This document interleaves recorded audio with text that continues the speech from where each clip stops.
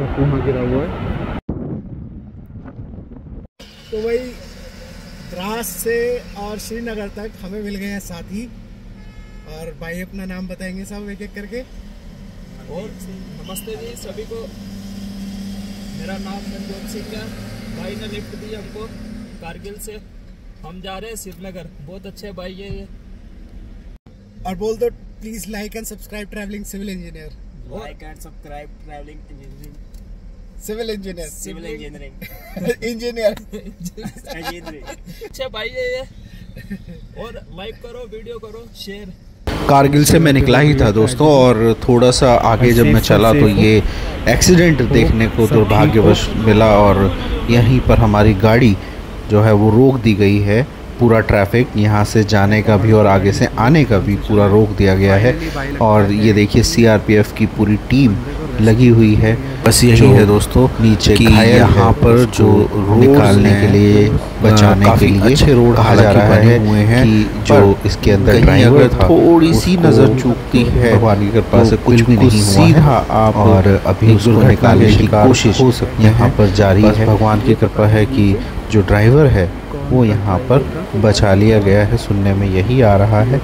और हम लोगों को तकरीबन यहाँ पर खड़े खड़े वेट करना पड़ा, तकरीबन 1 से 1.5 घंटे का वेट करना पड़ा हमें। बस यही खतरा होता है दोस्तों माउंटेन ड्राइविंग में, क्योंकि नज़ारे इतने सुंदर आ रहे होते हैं, और ध्यान अगर कहीं पे भी ड्राइवर का थोड़ा सा भी चूकता है तो इस तरीके की जो डेंजरस एक्सीडेंट्स हैं वो होने के चांसेस हमेशा बने रहते हैं।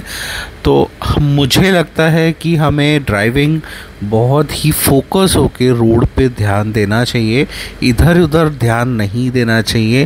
क्योंकि मेरा एक्सपीरियंस ये कहता है कि अगर मैं ड्राइविंग कर रहा हूँ और अगर कहीं भी नज़र इधर से उधर होती है ना, रोड के अलावा अगर मैं लेफ़्ट राइट भी कहीं गलती से देख लूँ तो क्या होता है ना कि सामने के जो रोड का एकदम ही क्योंकि स्ट्रेट तो होता नहीं है, ट्विस्ट एंड टर्न्स आ रहे होते हैं, तो एकदम ही आपका फोकस वहाँ से हट जाता है, और जो हमारा फोकस होता है वो वहाँ से रोड से हट जाता है और वही नुकसान दे जाता है।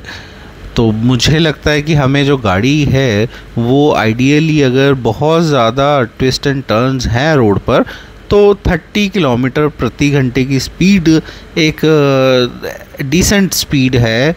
और अगर बाकी जो रोड है, रोड के अकॉर्डिंग हमें अपनी स्पीड को हर जगह मेंटेन करके रखना चाहिए, और जगह जगह पर जहाँ पर भी स्पीड लिमिट के बोर्ड साइंस लगे हैं उसके अकॉर्डिंग अपनी गाड़ी को चलाना चाहिए, और जो ट्रैफिक के नियम हैं उनको भी फॉलो करना चाहिए। और इसी तरीके से हम लोग बच सकते हैं और एंजॉय कर सकते हैं पूरे अपने ट्रिप का। और एक बात और, जो स्पीड है वो इसलिए भी बहुत मायने रखती है क्योंकि स्पीड के अकॉर्डिंग हमें जजमेंट टाइम मिलता है। अगर सपोज़ कीजिए मैं ड्राइविंग कर रहा हूँ और एक बहुत ही ज़्यादा ट्विस्ट एंड टर्न वाला रास्ता है और वहाँ पर जो स्पीड लिमिट है वो 30 की है, अगर मैं 30 से ज़्यादा स्पीड को क्रॉस करूँगा तो उससे क्या होता है कि जो एक जजमेंट टाइम है वो मेरा भी कम होगा, और जो सामने से गाड़ी आ रही है अगर वो बाई चांस 30 पर है और मैं स्पीड में हूँ तो मेरा भी कम होगा, और कुछ ना कुछ जो सामने वाली गाड़ी है उसका भी जजमेंट टाइम कम मैं कर दे रहा हूँ। तो उससे क्या होगा कि हम दोनों के लिए ख़तरा बढ़ जाता है, और हो सकता है कि मेरी ड्राइविंग बहुत अच्छी हो कि मैं स्पीड में भी गाड़ी बचा के निकाल लेने वाला इंसान हूँ, परंतु जब सामने से जो गाड़ी आ रही है अगर उसको वो अचानक दिखाई दी और उसको जजमेंट टाइम नहीं मिला तो कहीं ना कहीं दोनों को नुकसान होने के चांसेस बने रहते हैं। तो स्पीड जो है वो आपको भी नुकसान, हमें भी नुकसान दे सकती है, और जो सामने वाला है उसको भी नुकसान दे सकती है। तो हमें within the speed limit ही गाड़ी को ड्राइव करना चाहिए, और थोड़ा नज़ारों का अगर एंजॉय लेना है ड्राइवर को तो गाड़ी साइड में लगाए, तसल्ली से रुके, सारा आसपास का एनवायरनमेंट एम्बियंस देखे, उसे एंजॉय करें एंड देन ड्राइव करें। कितनी भेड़े हैं? 3000 भेड़े। करोड़ों का मालिक है।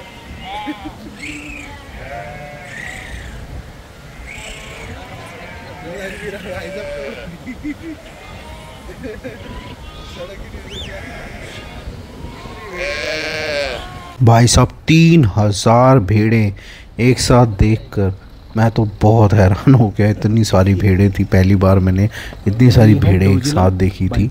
और ये माउंटेन्स पे यहाँ पर जितने भी ये घास लगी हुई है इसको खाकर एंजॉय करती हैं ये सारी भेड़ें। और देखिए दोस्तों, थोड़ा सा और आगे चले तो यहाँ पर जब हमने जोजिला पास में एंट्री ली तो जोजिला पास में इस तरीके से ट्रैफिक लगा हुआ था और यहाँ पर बहुत सारी बर्फ़, स्नो गिरी हुई थी। ये डेफिनेटली ऊपर का जो ग्लेशियर है वहीं से निकल कर ये आई है। और ग्लेशियर के ऊपर क्लाउड लगे हुए हैं और शायद या तो वहाँ पर स्नो पड़ रही है या फिर पड़ रही है बारिश। वो देखो, क्लोजअप करके मैं आपको दिखाता हूँ। और हवा यहाँ पर जहाँ हम खड़े हैं इस समय जैम लगा हुआ है और ठंडी है भाई, बहुत ज़्यादा तेज। मन तो ऐसा कर रहा कि गाड़ी में भर के ले जाऊँ थोड़ी सी ठंड और दिल्ली में जाके छोड़ दूँ। अब कम से कम अपने घर में तो छोड़ ही दूँ, बहुत गर्मी है दिल्ली में इस समय। भाई जिसको भी गर्मी लग रही है मेरी इस वीडियो को लाइक कर दो और कमेंट करो और जी सब्सक्राइब कर लो मेरे चैनल को और बहुत सारी ठंड ले जाओ जी। देखो कितनी सारी ठंड पड़ी हुई है यहाँ पे, काली ठंड पड़ी। ये देखो जी कितनी ठंडी ठंडी और सफेद ठंड पड़ी हुई है।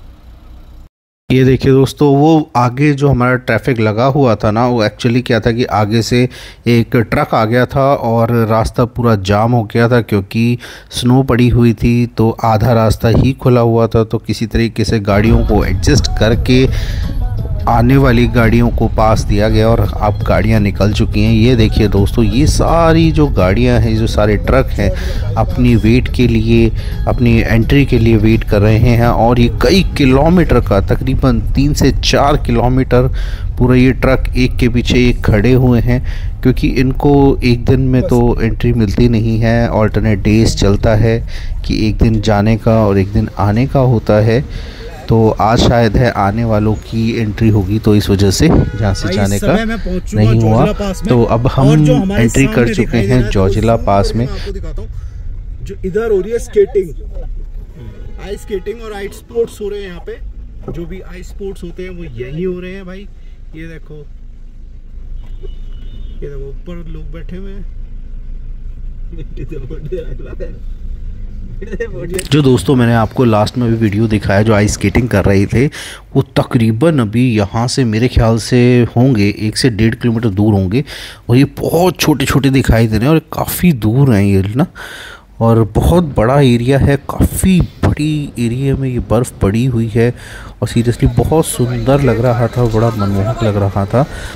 जोजिला पास हिमालय माउंटेन रेंज का एक हाई ऑल्टीट्यूड माउंटेन रेंज है और यहाँ पर जो पास है इसकी जो एलिवेशन की हाइट है वो तकरीबन 3528 मीटर और फीट में ये हो जाता है 15,775 फीट।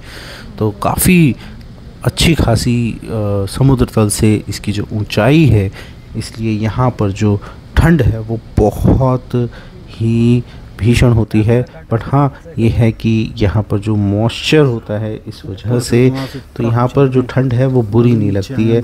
और यहाँ पर देखिए ग्रीनरी बहुत है क्योंकि मॉइस्चर है तो ग्रीनरी भी है। और अभी जो हमने देखा यहाँ पर एक टनल भी बनाई जा रही है जोजिला पास को पास करने के लिए। सामने जो आपको ब्रिजेस दिखाई दे रहे हैं ये वही शायद टनल के हिस्से हैं। और इससे क्या होगा कि जो जोजिला पास है अभी फ़िलहाल कनेक्ट करता था सिर्फ कश्मीर को और लद्दाख को, लद्दाख के कारगिल हिस्से को और सुरू वैली से ये कनेक्ट करता था। अब यहाँ जोजिला पास को क्रॉस करने के लिए एक टनल बनाई जा रही है जो सीधा कश्मीर में जाकर कनेक्ट कर दी जाएगी। तो जो मौसम में जो स्नोफॉल के समय में ये रास्ता क्योंकि बंद हो जाता है और लद्दाख पूरे देश से कट सा जाता है, तो कहीं ना कहीं इसको जोड़ने का एक प्रयास किया जा रहा है। पे है बादल जो वो कभी भी बरस जाते हैं और ये बहुत सारा पानी ग्लेशियर के थ्रू नीचे बहा देते हैं, और ये बर्फ भी कभी भी वहाँ पड़ती रहती है हमेशा। और हम हैं इस समय गुलमर्ग में। जैसे कि दोस्तों आपको पता ही होगा कि गुलमर्ग और सोनमर्ग ये जो दो जगहें हैं वो बहुत ही फेमस है। इस समय मैं सोनमर्ग में हूँ और यहाँ का जो नज़ारा था सीरियसली बहुत ही सुंदर था।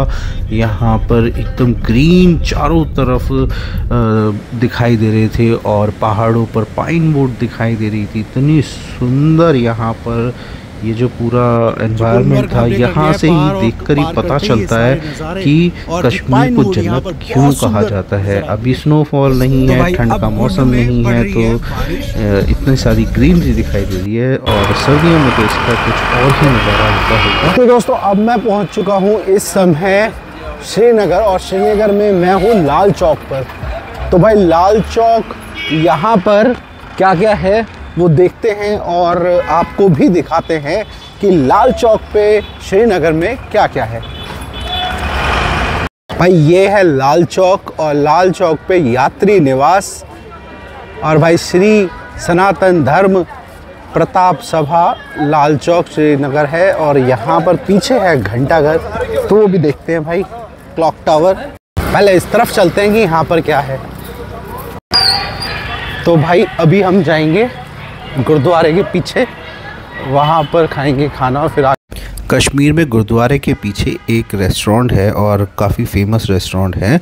तो मैं वहाँ पर खाने गया था। तो एक तो बहुत ही सकरी सी गली में एक छोटा सा किचन वहाँ पर बना हुआ था और काफ़ी सारे लोग वहाँ से खाना पैक करवा रहे थे और खाने की भी बहुत ही सकरी सी जगह थी। तो मुझे वहाँ पर अच्छा सा नहीं लगा, तो मैं वहाँ से निकल आया और ये आ गया हूँ मैं डल लेक पे। तो डल लेक मुझे लगा कि यहाँ पर जो है ना खाने पीने के जो रेस्टोरेंट्स हैं और काफ़ी सारी जगह हैं, काफ़ी सारे ऑप्शंस भी हैं कि आप यहाँ पर खाना खा सकते हैं।